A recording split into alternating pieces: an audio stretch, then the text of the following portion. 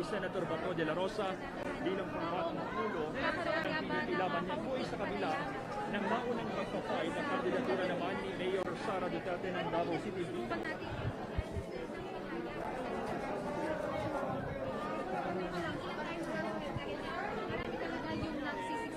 Pero pinapasok na nga to eh. Yusek Rocky, sa ngayon nga ay nandirito na si Senator Christopher Bongo at si Senator Bato de la Rosa at sila ay nagpa-file ng kanilang withdrawal. Hello. Babalik Presidente sa Monday para mag-file. Or, Basta babalik sa para mag-file. Mr. President, are you running for senator? Are you running for senator? Lalagay ko na yung aming camera. Vice President. Kakalabanin niyo ba ang anak ninyo, sir? Kakalabanin niyo ba ang anak ninyo? I don't know, nag-file ba? Yung anak ko nag-file ba? Nag-file na, sir. Kanina, sir. 1 p.m. Sumasagot sa presidente. Monday na lang ako. Sa Monday babalik. Ngayon. Babalik Presidente sa Monday para mag-file.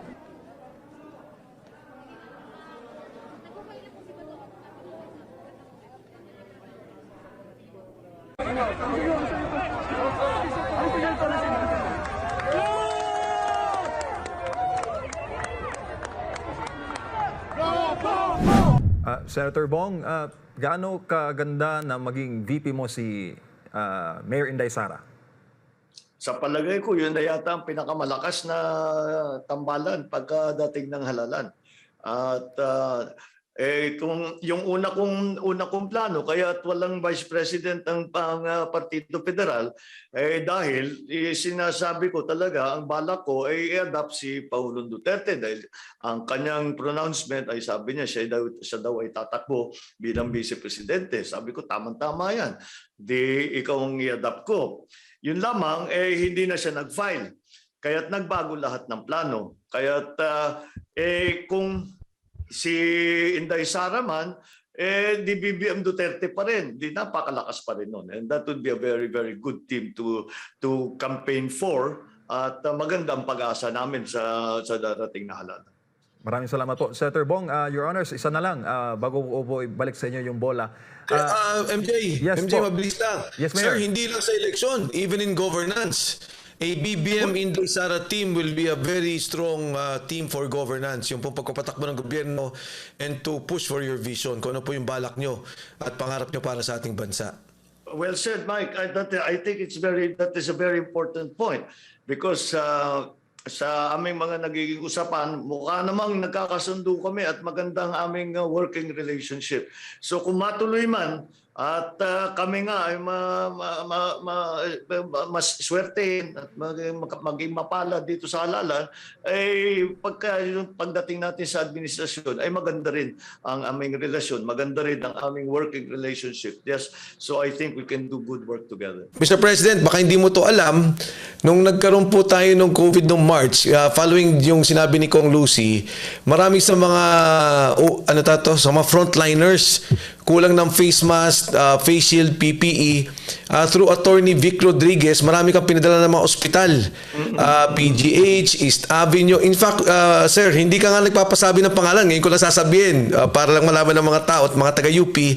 Because at that time, nagbuo kami ng grupo sa UP noon. Walang gusto lumabas and humingi kami ng tulong. And it was through BBM, Attorney Vic Rodriguez na mga padala. Dahil may sakit ka noon, ha, sir? May COVID ka that time. So nagpapadala siya ng tulong. We were able to help almost all the hospitals in Metro Manila and Laguna and Bulacan area. So again, Kong Lucy, para lang dagdagan ko yung kwento niyan, hindi lang nung Yolanda, nitong height ng COVID na may sakit si BBM, tumutulong din siya sa maraming hospital frontliners. Well, yun ang pangangailangan eh.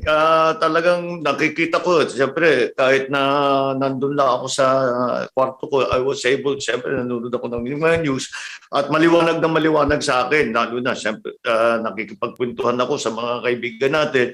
Maliwanag na naghihirap talaga ang frontliners natin. And the reason that they were having a hard time, one of the reasons they were having a hard time, kulang lang kasi hindi naman natin ini-expect yan eh. Hindi Yes. naman natin ini-expect na mangangailangan tayo ng milyon-milyon na PPE, na face mask, na hazmat suit, at saka pati na yung shield. So, yung procurement ang naging problema dyan at kung saan-saan tayo kumukuha, binibili pa natin noon yun eh. Dahil dito sa Pilipinas, ubus ka agad yung mga supplies. So, kung saan-saan tayo kumukuha. And sa awa ng Diyos, nakatulong naman tayo at patuloy yan ay hindi naman natigil yan.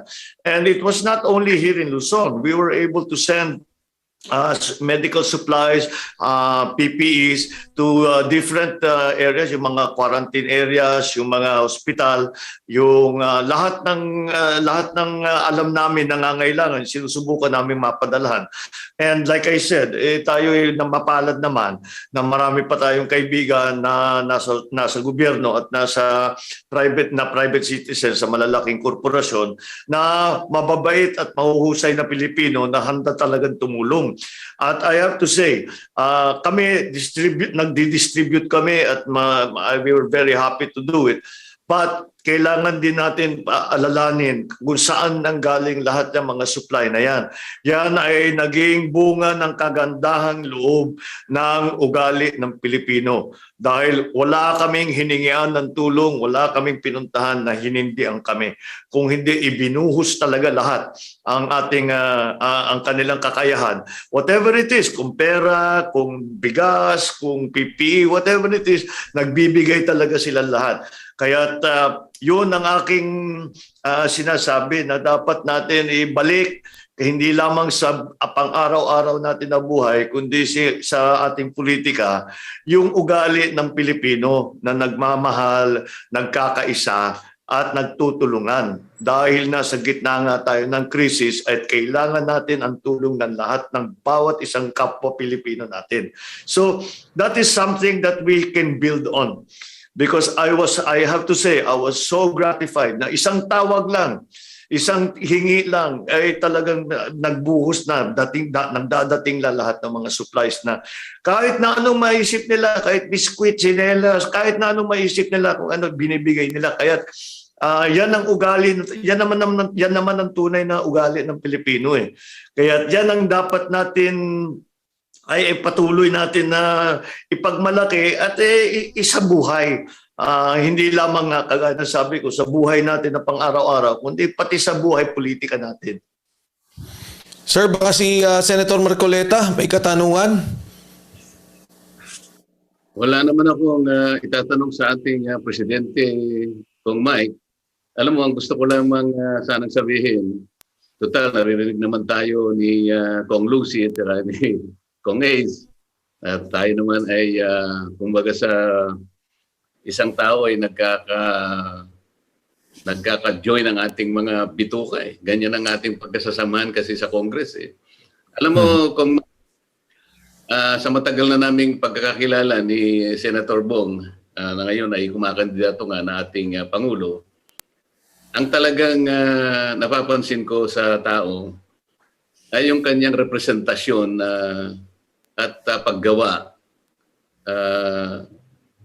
He's representing and he represents and works for a healing and unifying presidency. Alam mo, sa akin ito ay napaka-importante. Mapapansin naman nating lahat, lalo na sa panahon ito, in the heat of advocacy and political battles, sabi nga natin, you can see BBM as a personification of someone who maintains a high standard of conduct. Yung walang mudslinging, walang name calling, walang character assassination. Ang nakikita ko is working for a vision of a united nation, of a united people, trying to chart a common destiny. Alam mo, ito ang pinaka-importante sa lahat ng bagay sa ating bansa. Lalo na ngayon na nasa harap tayo ng isang napakahigpit na pagsubok. At tama yung sinasabi niya, let us harness the spirit of bayanihan in this country. Kung Mike, alam mo naman, matagal na rin tayo magkakilala. This is the kind of leadership I am inclined to support. Naku, maraming salamat, Kanda. That is some of the kindest words that I have heard during this campaign. Maraming salamat. At ay naunawaan mo kung ano ba talaga ang ating hangarin para sa ating bansa. Maraming salamat. Thank you, sir. Kong Ace, nakikita kita. Parang may nakahanda kang tanong dyan. O may gusto kang sabihin. Meron nga dahil nakikita ko si Senator Dante Marcoleta at ang kanyang pananaw tungkol dun sa nangyayari ngayon. Alam mo, I must admire and must say this to our presidential aspirant kay Senator Bongbong Marcos na elevate kasi yung level of debate. Kumbaga nagkaroon tayo ng political maturity dun sa minamanifest ni Senator Bongbong na klase ng conduct in the campaign. Totoo yun dahil marami kasing bumibira, maraming nagsasalita ng mga kung ano-ano and sometimes resorts to mudslinging. Never ko naman narinig na sumagot ng ganong klaseng sagot itong si Senator BBM. Kaya I must admire him for showing that kind of nature at yung kanyang conduct kasi isa yan sa mga qualities of a good leader. He is proposing a unification or he's going to promote political unification in the country. Therefore, manggagaling dapat yun sa character niya. And with that, with the character that he is showing to every Filipino, palagay ko ma-achieve yung sinasabi nating political unification itong darating na mga panahon. And among all the candidates, mukhang I must tell you this, Senator Bongbong, I must tell you this, that that is one character that I admire in you, aside from your knowledge and your experience in the public service. Sa tingin ko talagang yan ang mga qualities na mga leader ng bansa na napapanahon sa ngayon dahil tayo ay humaharap nga sa isang bigat na pagsubok hindi lamang sa usapin sa health, usapin sa pang-ekonomiya, kundi lahat, even the social problems that we are encountering or facing today, and I'm sure with that kind of an attitude we will be able to overcome. Kaya yun lang ang aking masasabi kay Senator Bongbong Marcos. And nakita ko rin, I'll take this opportunity, Kong Mike, Kong Lucy, na sabihin din sa atin marami akong kababayan na nanonood ngayon. Panay nga ang text sa akin Sabi niya, ang gwapo naman ni Senator Dante Marcoleta. Sabi ko, yan ang susunod na senador natin, kaya dapat tulungan natin yan. Sangayon ako dyan. Ite-texting kita. Napakagwapo talaga ng ating magiging kandidato para sa senador, si Kandan. At and yun namang aking ginagawa.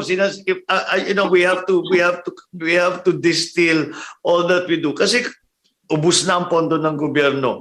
Pagod na ang tao. Walang mga trabaho. So we have to distill what we do to the absolute essentials. Kung itong mga usapin na mga nagbabatikos o yung mga maiinit na salita, nagpepersonalan, nakakatulong ba ito sa problema natin? Parang hindi Kaya hindi talaga, so dapat hindi na natin pag-aksayan ng panahon yan. Dapat bumalik tayo lagi yung every waking moment ay dapat naka-apply dun sa yung makatulong. Dahil yun naman ang layunin natin lahat na maging maayos na itong malampasan na natin itong COVID, na masimula na natin yung buhayin at pasiglayin ulit ang ating ekonomiya. Pare-pareho naman bawat naman Pilipino, yan ang habol lalo na ngayon sa krisis na ito. So yan ang dapat natin tugunan, hindi yung ating mga sariling interest, yung political interest ng partido.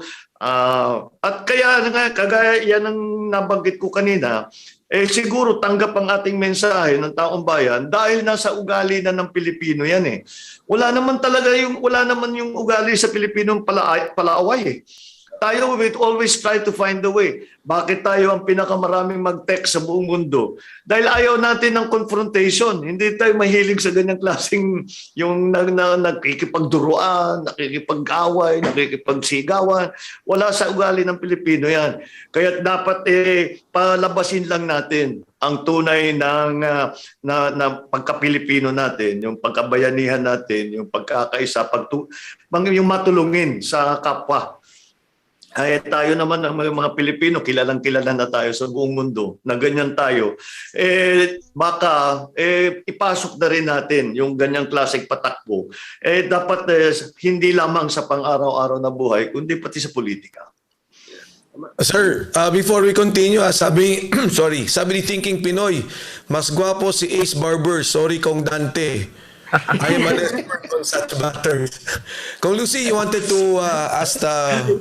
Nasabak pala tayo sa beauty contest dito. Dadagdagan ko muna yung makeup ko para makalaban naman tayo.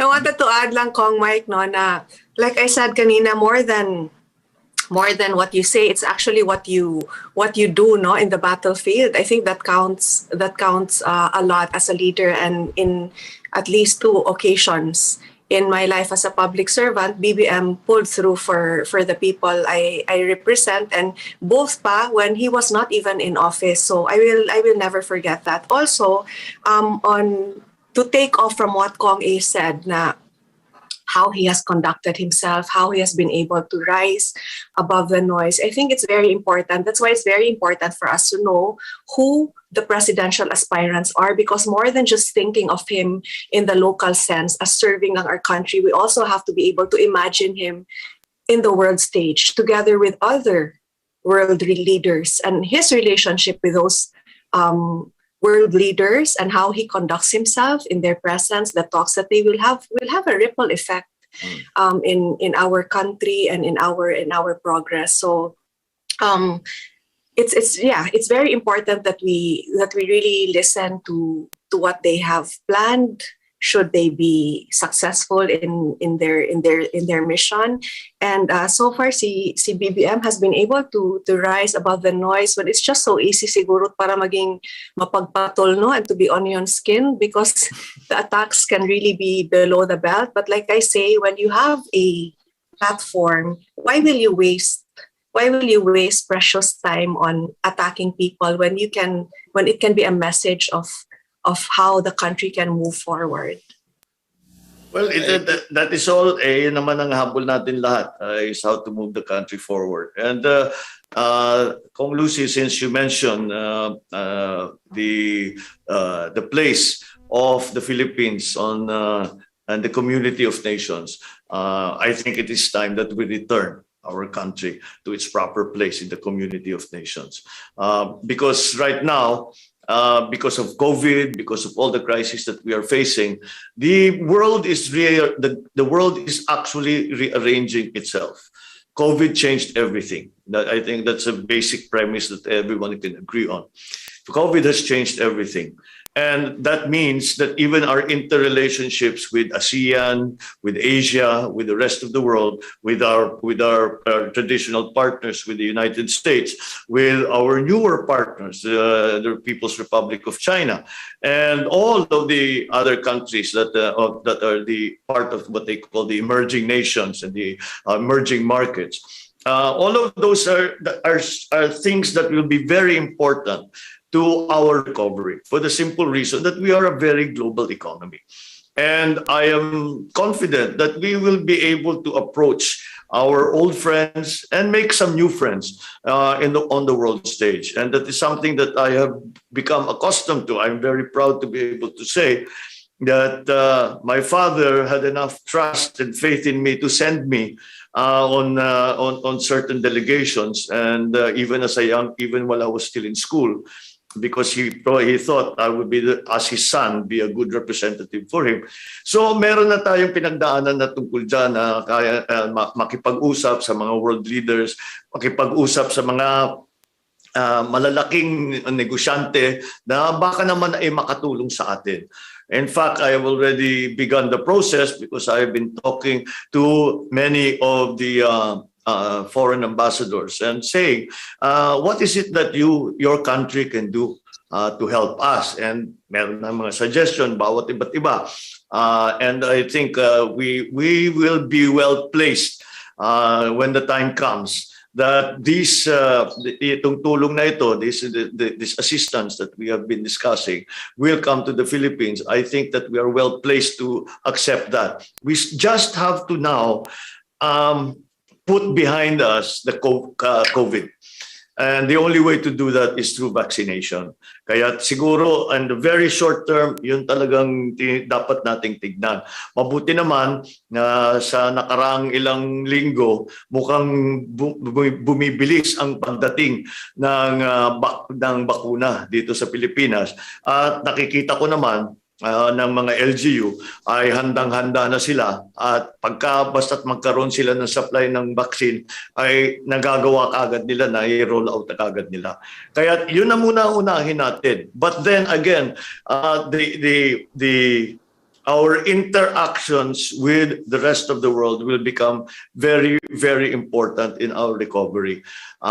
In like fashion, halimbawa, sinasabi ko, mga Pilipino, hindi natin kayang nag-iisa na makaraos dito, makasurvive dito sa problemang ito. Kailangan natin ng tulong ng lahat. Ganun na rin ang Pilipinas. Hindi natin makakaya ng nag-iisa. Kailangan tayo makipagtulungan din sa ating mga kaibigan na iba't ibang bansa na makakapagbigay ng tulong sa atin o baka matulungan din natin. But the point is that we are part of the global economy. We are part of the geopolitical framework around the world. And the only way to do that is, once again, to be a force. And the only way to be a force is to be united. And that's why we keep coming that.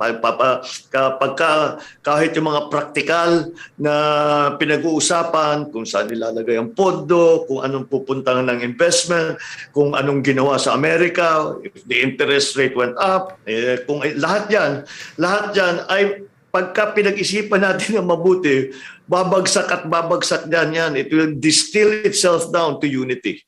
And that is why I have made it a critical part of any campaign, of any platform that I have, na kailangan magkaisa.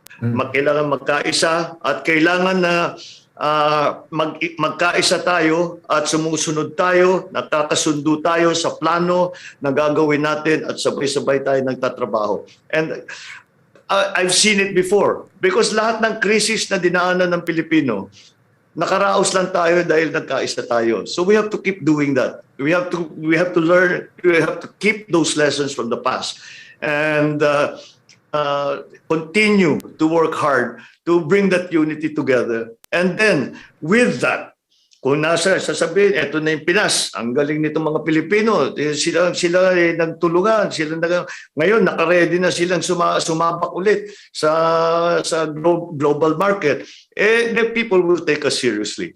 Because halimbawa, kahit na yung mga ating katunggali na hindi sumasang-ayon sa atin, ay hindi tayo kayang hatiin. You have to deal with us as a unified nation. You have to deal with us as a unified people. And that's where our strength will come when we are dealing with friends and maybe not so good friends around the world. Yun ang yun ang magiging puhunan natin para makipag-usap sa ating mga kaibigan sa buong mundo.